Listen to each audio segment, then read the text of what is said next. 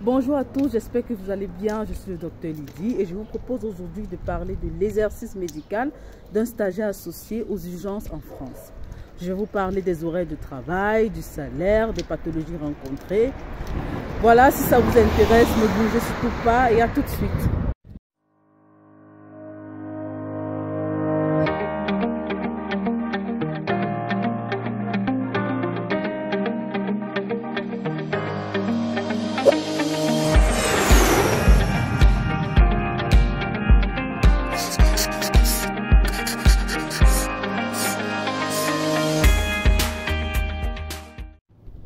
Concernant l'organisation du travail, il y a les horaires de jour et les horaires de nuit, ça dépend vraiment du service. En journée, le plus souvent, tu commences à 8h30, tu finis à 18h. Dans certains services et pour d'autres personnes, ça peut être qui commence à 10h et il finit à 20h. Donc c'est en fait un roulement. Et après la nuit, tu commences la garde à 18h et tu finis le matin à 8h30. Donc le plus souvent, il doit y avoir un staff avant que tu ne partes, quoi. Après, on peut se poser la question de c'est quoi le rôle vraiment du stagiaire associé au service d'urgence.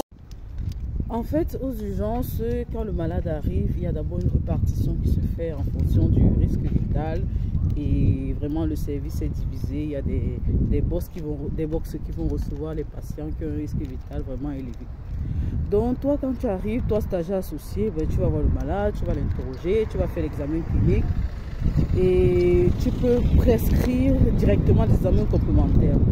Mais bon, pour un début, avant, le temps que tu t'acclimates au service, on va te dire peut-être il faut que tu examines, tu vas voir le senior, tu présentes le malade et tu proposes peut-être tes examens, ils valident avant que tu les prescrives, quoi. Mais quand on constate que oui, tu es déjà à l'aise, là on va te laisser prescrire tes examens directement et tu peux prescrire tes examens. Tu vois un autre patient même en attendant d'avoir le résultat et peut-être après d'aller présenter au senior avec ta prise en charge.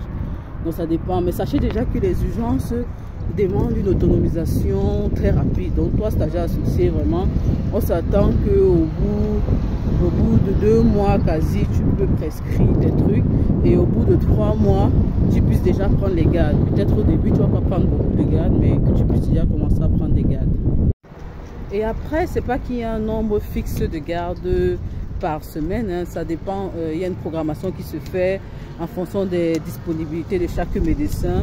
Tu peux te retrouver une semaine avec 2 gardes, une autre semaine où tu n'as pas du tout de garde, mais vraiment ça change quoi, c'est pas fixe, mais au grand max, tu peux avoir 4 gardes par mois.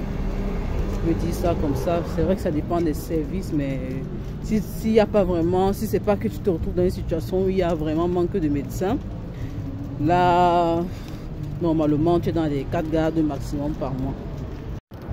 Après, concernant les pathologies, vraiment, ce sont les pathologies qu'on a l'habitude de rencontrer aussi dans nos pays aux urgences, les décompensations cardiaques, décompensations de BPCO, les urgences chirurgicales, occlusion, péritonite, bref, c'est les AVC. C'est ça en fait. Moi, je ne trouve pas qu'il y ait une différence particulière en termes de pathologie. Maintenant, est-ce qu'il y a un avantage financier à être stagiaire associé aux urgences qu'aux autres services, que dans d'autres services? Bon, déjà, le salaire de base, c'est le même, hein, tu es dans les 1 500 € comme dans les autres services. Mais par contre, tu as cet avantage peut-être des gardes, tu peux avoir plus de gardes, qui sait, peut-être même dans d'autres services, la personne peut toujours avoir beaucoup de gardes. Donc vraiment, ça dépend. Mais bon, aux urgences, il y a souvent les internes qui te sollicitent pour prendre leur garde. Bon, c'est dans ce sens-là que tu peux te retrouver à avoir un petit plus financier, quoi. Certains m'ont posé la question de savoir si, quand on est déjà à l'aise aux urgences, est-ce que le salaire augmente? Eh bien non. Tout ce qu'on fait, c'est peut-être qu'on augmente ton statut. Bon, pas ton statut, on te dit que tu es senior. Tu seniorises aussi les internes et tout, mais ton statut reste vraiment stagiaire associé. C'est juste que toi, quand tu finis de voir tes patients, tu n'as plus besoin d'aller montrer à un autre médecin. Donc, on t'a mis senior. Et ceci, c'est souvent au bout d'1 an. Parfois, il y a des personnes qui montent en statut de praticien attaché associé. Mais le problème, c'est que maintenant, la nouvelle loi dit que vraiment pour être praticien associé, il faut avoir réussi aux EVC. Donc, je ne sais plus si cela se fait encore. Voilà, c'était tout pour cette vidéo. J'espère qu'elle vous a plu. Abonnez-vous. Je vous promets une vidéo qui parlera de l'exercice médical d'un stagiaire associé médecin généraliste dans un service spécialisé. Donc, abonnez-vous et à la prochaine.